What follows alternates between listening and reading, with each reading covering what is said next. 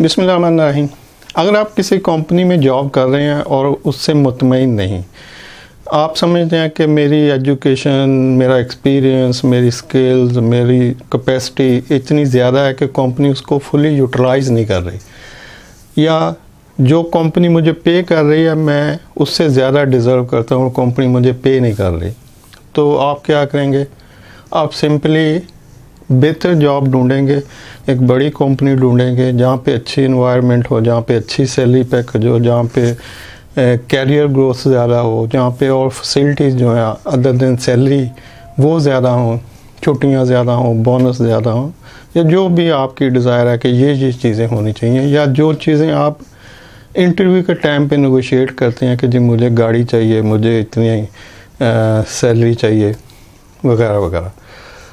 तो ये वो चीज़ें हैं जो आप समझते हैं कि मैं डिज़र्व करता हूँ और मुझे इनको हासिल करने के लिए स्विच करना चाहिए, मैं इस जगह पे सेटल नहीं हूँ। अब बेसिक एग्जांपल को जब हम किसी कंट्री से दूसरे कंट्री में जाने के लिए सोचते हैं तो हमें बहुत सारी बातें सुननी पड़ती हैं कि नहीं जी ये तो धरती माँ है, ये तो हमारी माँ है, हमारा वतन हमारी माँ है। तो इस तरह की जो इमोशनल चीज़ें हैं ये बच्चों को शुरू से ही सिखाई जाती हैं बुक्स में कि आपका मुल्क जो है वो आपकी माँ है, और इमोशनली उससे अटैचमेंट एक दी जाती है। हालांकि इस माँ को हमारे बाओजदाद ने पहले भी छोड़ा है। मतलब अगर आप मुल्क से जाने की आज सोचते हैं तो आप पहले लोग नहीं हैं, इससे पहले भी हमारे बाओजदाद ने अपनी माँ को छोड़ा है। जैसे 1947 में जो भी लोग पाकिस्तान में हैं, बांग्लादेश में हैं, ये सब माइग्रेट करके इंडिया से अपनी अपनी माँ को छोड़ के, यानी धरती माँ को, तो उसको छोड़ के तो माइग्रेट कर गए। किस लिए कर गए? क्योंकि इनको बेटर अपॉर्चुनिटी चाहिए थी, इनको अपनी रिलीजियस एक्टिविटी के लिए बेटरमेंट चाहिए थी, इनको अपने फ्यूचर के लिए, अपने बच्चों की आज़ादी के लिए कि वो एक आज़ाद एटमॉस्फेयर में पल बढ़ सकें, ग्रो करें, काम करें और आगे अपनी ज़िंदगी गुजारें।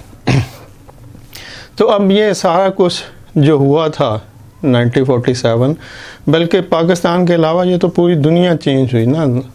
जो ब्रिटिश गवर्नमेंट थी उसने जितने भी ऑलमोस्ट सारी दुनिया ही उसके कंट्रोल में थी और उसकी हुकूमत थी। तो जब उन्होंने सोचा कि भी अब हम इसको नहीं संभाल सकते, वर्ल्ड वार 2 के बाद इतना वो बैंकक्रप्ट हो चुके थे या उनके पास इतनी पावर नहीं थी कि वो सबको ऊपर होल्ड कर सकते, तो उन्होंने फिर जितने भी उनके ऑक्युपाइड कंट्रीज़ थे उनको आज़ाद करना शुरू कर दिया, जिसमें पाकिस्तान भी एक था।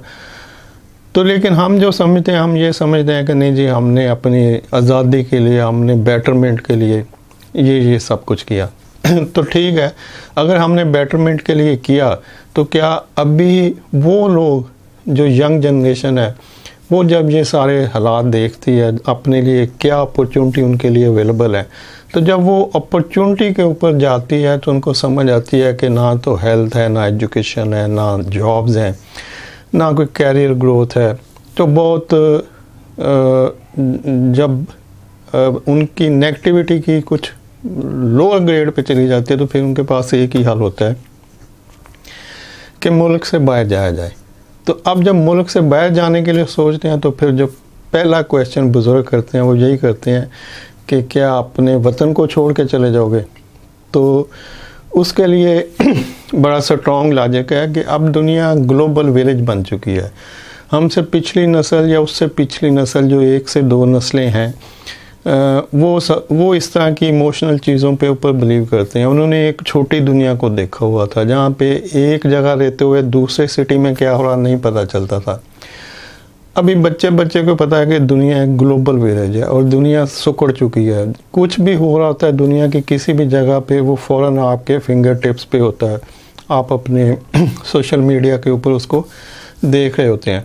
तो अब ये जो कंसेप्ट है कि मेरा मुल्क, मेरी माँ, मेरा वतन, मेरी मिट्टी, ये सारी दुनिया आपका मुल्क है, ये सारी दुनिया आपकी मिट्टी है, ये सारा कुछ आपका है। अब ये ग्लोबल विलेज है। तो जिस तरह से लोग गांव से शहरों की तरफ शिफ्ट होते हैं कि जी गांव में वो अपॉर्चुनिटी नहीं है जो सिटीज़ में अवेलेबल है। लोग लाहौर में आते हैं, कराची में आते हैं, एडवांस सिटीज़ में माइग्रेट करते हैं छोटे एरिया से। तो अब उनको समझ होती है कि भी हम एक छोटी जगह से बड़ी जगह जाएंगे तो हमें बेटर अपॉर्चुनिटी मिलेंगी, एजुकेशन, हेल्थ, फ्यूचर कैरियर वगैरह वगैरह। तो सिमिलरली अगर आप एक कंट्री, अगर आप उसको सोचें कि ये पूरी दुनिया आपकी या पूरा जो ज़मीन है सारी आपकी धरती माँ है, तो इसमें आपको मतलब कुछ कन्फ्यूजन नहीं होनी चाहिए। तो आप बड़ी आसानी से किसी भी ऐसे कंट्री में शिफ्ट कर सकते हैं जहाँ पे आपके लिए वो सब अपॉर्चुनिटी हो जो आप सोच रहे हैं। जैसे कि मैंने एग्जांपल दी कि अगर आप जॉब में कंफर्टेबल नहीं है, आप सोचते हैं कि मैं लेस पे हूँ, मुझे उतना यूटिलाइज़ नहीं किया जा रहा जितनी कि मैं अपनी स्किल्स को शो कर सकता हूँ। तो सिमिलरली अगर आप कंट्री में समझते हैं अपने में मैं नहीं कर सकता, तो आप माइग्रेट कर जाएं, आप एडवांस कंट्री में जाएं जहाँ पे आपको हेल्थ मिलेगी, जहाँ पे एजुकेशन मिलेगी, आपके बच्चों के लिए बेटर अपॉर्चुनिटी मिलेगी, आपके लिए कैरियर ग्रोथ मिलेगी और बहुत सारी वो सब चीज़ें जो आप डिज़र्व करते हैं। हर बंदा कहीं भी माइग्रेट नहीं कर सकता कि वो कहे कि जी मैं किसी अंडर डेवलप कंट्री से डेवलप कंट्री में माइग्रेट कर जाऊँ, तो ये सब के लिए पॉसिबल नहीं होता। लेकिन जिनके लिए पॉसिबल है उनको ज़रूर जाना चाहिए, क्योंकि आप उसको डिज़र्व करते हैं। तो ये हमारा नेक्स्ट टॉपिक है, इसमें इंशाल्लाह कंटिन्यू करेंगे। मेरी बेटी अभी रिसेंटली यूके गई है अपने हस्बैंड के साथ, मेरा एक बेटा ऑलरेडी स्वीडन में है। हमने बहुत सारा, और एक और बेटे के लिए मैं प्रोसेस कर रहा हूँ, पॉसिबल है वो इटली जाए, स्विट्ज़रलैंड जाए, यूरोप के किसी कंट्री में जाए या यूके जाए। तो बहुत सारी अपॉर्चुनिटीज़ हैं। एक एग्जांपल मैं अपने एक दोस्त की देता हूँ। उसने जब मैं अपनी बेटी का प्रोसेस कर रहा था तो उसने भी उसके साथ ही किया, लेकिन उसने एक एजेंट के थ्रू किया। अब यूके में जो फ़ीस है वो आलमोस्ट 16,000-17,000 पाउंड के करीब होती है। तो मैंने जिस यूनिवर्सिटी को कांटेक्ट किया उसकी फ़ीस भी आलमोस्ट इतनी थी, और उस दोस्त ने जिस एजेंट के थ्रू एक और यूनिवर्सिटी को किया उसकी फ़ीस भी आलमोस्ट इतनी थी। लेकिन मुझे जो फ़ायदा हुआ डायरेक्ट कांटेक्ट करने से कि मुझे 4,000 पाउंड का डिस्काउंट मिला। उसको उन्होंने स्कॉलरशिप लिखा हुआ था, लेकिन जो दोस्त था उसको पूरी अमाउंट पे करनी पड़ी, यानी कोई डिस्काउंट नहीं मिला। तो इससे आप अंदाज़ा कर सकते हैं कि जितने भी मार्केट में एजेंट बैठे हैं वीज़ा कंसल्टेंसी के लिए, तो वो कम से कम भी 3-4 हज़ार पाउंड जो है उसमें से रखते हैं।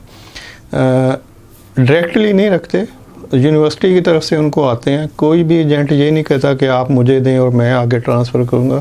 फ़ीस आप डायरेक्टली ट्रांसफ़र करते हैं, लेकिन जब आप यूनिवर्सिटी को डायरेक्ट फ़ीस ट्रांसफ़र करते हैं तो यूनिवर्सिटी उसमें से फिर उस एजेंट को उतना हिस्सा पोर्शन जो है, जैसे कि मुझे उन्होंने 4,000 पाउंड छोड़ा तो वो 4,000 पाउंड फिर एजेंट को जाता है। तो आप बगैर एजेंट के किसी भी मुल्क में किस तरह से जा सकते हैं, आपको कौन से डॉक्यूमेंट्स चाहिए, किस तरह से प्रोसेस करना है आपने, तो ये सारा कुछ नेक्स्ट कुछ दिनों में हम आगे इसको कंटिन्यू करेंगे। अगर आप इंटरेस्टेड हैं तो वेलकम और थैंक यू। अल्लाह हाफ़िज़।